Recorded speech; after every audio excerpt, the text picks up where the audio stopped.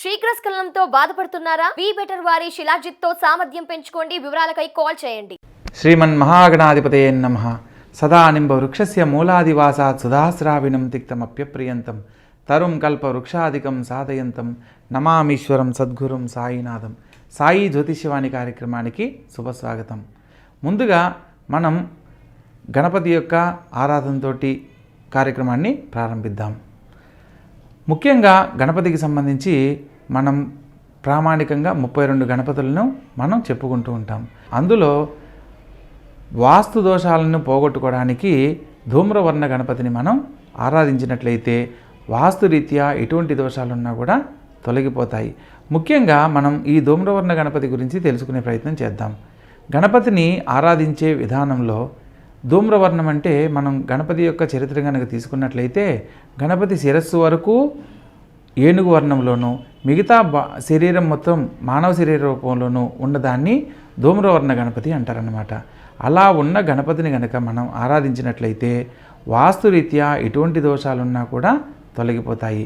అదేవిధంగా ఆర్థికపరమైన సమస్యలతో ఇబ్బంది పడుతున్న వాళ్ళు ఎవరన్నా ఉన్నట్లయితే ఎరుపు వర్ణంలో ఉన్న గణపతిని కనుక ఆరాధించినట్లయితే సకల దారిద్ర్య బాధలు తొలగిపోయి ఆర్థికంగా లాభపడడానికి అవకాశం ఉంటుంది. అదేవిధంగా మరకత గణపతి అంటారు. అంటే నూతన వ్యాపారాలు ప్రారంభించాలనుకున్న వాళ్ళు లేదా ప్రారంభించిన పనుల్లో మనం అనుకున్నంత లాభాలు పొందలేకపోతున్నాం అనుకున్న వాళ్ళు ఖచ్చితంగా మరకత గణపతిని కనుక ఆరాధించినట్లయితే తప్పకుండా ఆర్థికంగా లాభపడేదానికి అవకాశం ఉంటుంది. ఈ మరకత గణపతి లక్ష్మీ సమేతంగా ఉంటాడు. మరకత లక్ష్మీ గణపతిని కనుక ఆరాధించినట్లయితే మీరు ఎంచుకున్న వ్యాపారాలలో ఉన్నతమైన లాభాలను ఆర్థికంగా ఎదగడానికి దోహదపడుతుందన్నమాట.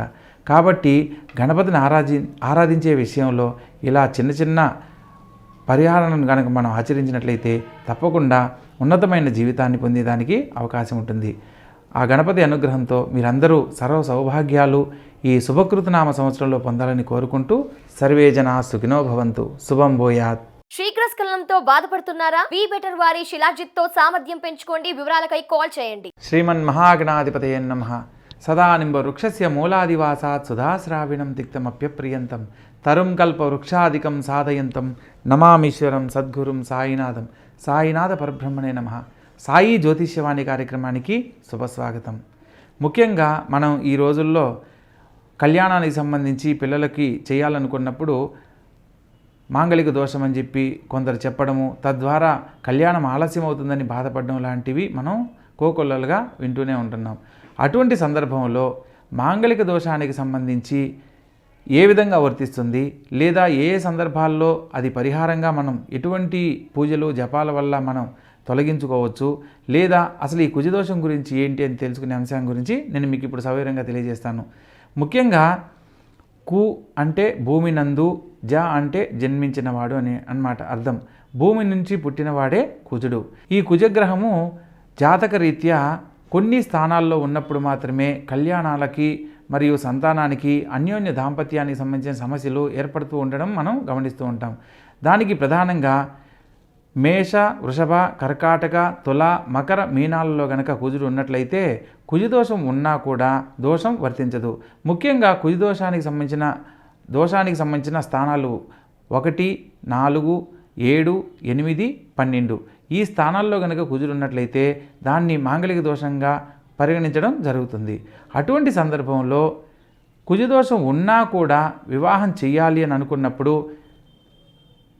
మేష, వృషభ, కర్కాటక, తుల, మకర, మీనాల్లో కనుక ఉన్నట్లయితే ఏ దోషం వర్తించదు. కళ్యాణాలకు సంబంధించి కుజుడు ఒక్కడే ప్రధానంగా మనం దోషభూయిష్టంగా ఆలోచించి కళ్యాణాలను వాయిదా వేసుకోవడం కరెక్ట్ కాదనమాట.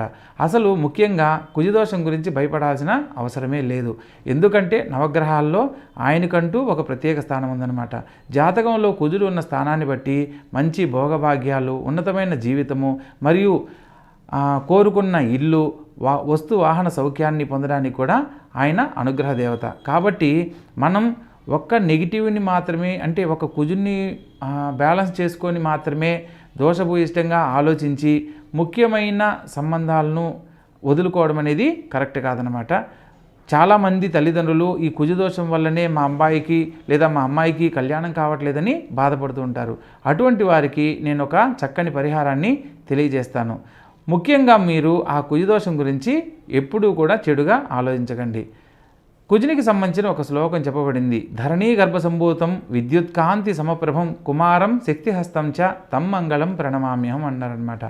సో సుబ్రహ్మణ్యేశ్వర స్వామిని గనక ఈ కుజగ్రహానికి సంబంధించిన దోషం ఉన్నప్పుడు సుబ్రహ్మణ్యేశ్వర స్వామిని ఆరాధించే విధానం కనుక తెలుసుకున్నట్లయితే వంశపారంపర్యంగా వస్తున్న ఎటువంటి దోషాలున్నా తొలగిపోయి సకాలంలో వివాహం అవ్వడము, తద్వారా మీరు కోరుకున్న ఉన్నతమైన జీవితాన్ని పొందడం లాంటివి జరుగుతూ ఉంటాయి.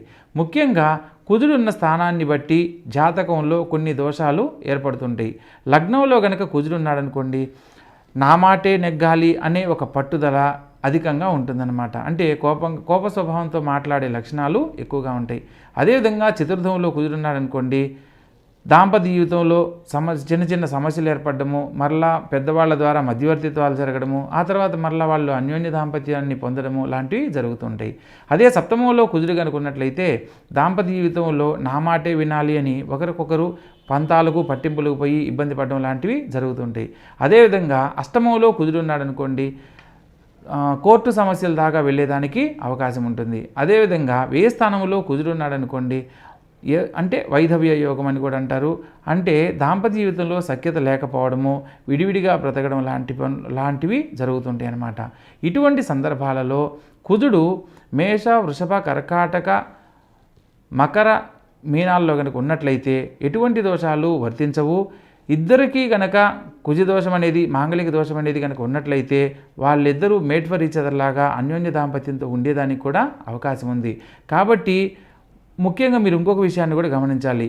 జాతకంలో మనం ఏదైనా పరిశీలన చేసేటప్పుడు 27 నక్షత్రాలని ఆధారంగా చేసుకుని రాసుల్ని నిర్ణయించడం లాంటివి జరుగుతూ ఉంటాయి. అప్పుడు 27 సంవత్సరాల వరకు మాత్రమే కళ్యాణం కాకపోవడానికి అవకాశం ఉంటుంది. మీకు 27 సంవత్సరాల వరకు మీ పిల్లలకు కనుక కళ్యాణం కాలేదని బాధపడుతున్నట్లయితే మీరు ఆనందపడాల్సిన విషయం. ఎందుకంటే మాంగళిక దోషం ఉన్నప్పుడు 27 సంవత్సరాల లోపల కనుక వివాహం కనుక అయినట్లయితే దాంపత్య జీవితంలో 27 సంవత్సరాలు వచ్చేంత వరకు సమస్యలే ఏర్పడుతూ ఉంటాయి. 27 సంవత్సరాల వరకు అంటే వాళ్ళ ఉన్నత జీవితానికి సంబంధించిన ఎటువంటి నిర్ణయాలు తీసుకున్నా 27 సంవత్సరాలు దాటిన తర్వాత కనుక వివాహ ప్రయత్నం కనుక చేసినట్లయితే 27 సంవత్సరాల తర్వాత ఎటువంటి మాంగళిక దోషాలు వర్తించవు. కాబట్టి ఆ తర్వాత దోషం ఉన్న వాళ్ళని చేసుకోవచ్చు, లేని వాళ్ళని చేసుకోవచ్చు. దీని ద్వారా మీరు కోరుకున్న ఉన్నతమైన జీవితాన్ని ఆనందంగా పొందడానికి అవకాశం ఉంటుంది. కాబట్టి ప్రతి ఒక్క తల్లిదండ్రులు కూడా కుజదోషాన్ని గురించి భయపడకుండా మీరు ఏదైతే అనుకూలమైన సంబంధం వచ్చిందో అనుభవజ్ఞులైన గురువులకు సంప్రదించి తప్పకుండా ఆ దోష పరిహారానికి సంబంధించి పరిహారాలు ఆచరిస్తూ ఉన్నతమైన జీవితాన్ని ఆ యొక్క పిల్లలకి ఇవ్వండి. మరొక విషయం, కుజగ్రహానికి సంబంధించి దోషం ఉన్నప్పుడు లేదా మీకు ఎవరైనా ఇలా ఉంది స్వామి, ఎన్నో ప్రయత్నాలు చేసాము మాకు అయినప్పటికీ కూడా మా పిల్లలకి వివాహం కావట్లేదు అని మీకు కనుక అనిపించినట్లయితే, అంటే మనం గోమాతని ముక్కోటి దేవతలకు అధిష్టాన దేవతగా మనం గోమాతను కొలుస్తూ ఉంటాం. అటువంటి సందర్భంలో గోవుకు గోధుమ పిండి, బెల్లము, ఆవు నెయ్యి కలిపిన మిశ్రమాన్ని కొద్దిగా తినిపించి గోవు చుట్టూ 7 ప్రదక్షిణలు కనుక చేసినట్లయితే వంశపారంపర్యంగా వస్తున్న దోషాలు తొలగిపోయి కళ్యాణానికి సంబంధించి చేస్తున్న ప్రయత్నాల్లో ఎటువంటి ఆటంకాలున్నా కూడా తొలగిపోయి మీ యొక్క పిల్లలకి ఉన్నతమైన జీవితాన్ని అందించే జీవిత భాగస్వాములు వస్తారని చెప్పడం జరుగుతుంది. అదేవిధంగా సుబ్రహ్మణ్యేశ్వర స్వామిని ఒక 7 మంగళవారాలు కానీ లేదా నవగ్రహాల్లో కుజగ్రహానికి 7 మంగళవారాలు ఎర్రని వస్త్రము, ఎర్రని పండ్లు కానీ కందులు దానం కనుక ఇచ్చినట్లయితే వంశపారంపర్యంగా వస్తున్న దోషాలు తొలగిపోయి చేస్తున్న కళ్యాణ ప్రయత్నాల్లో విశేషమైన జీవిత భాగస్వామిని పొందడానికి అవకాశం ఉంటుంది. కాబట్టి తప్పకుండా ఈ విధంగా ఆచరిస్తూ ఉండండి. మంచి ఉన్నతమైన జీవితాన్ని మీ పిల్లలకి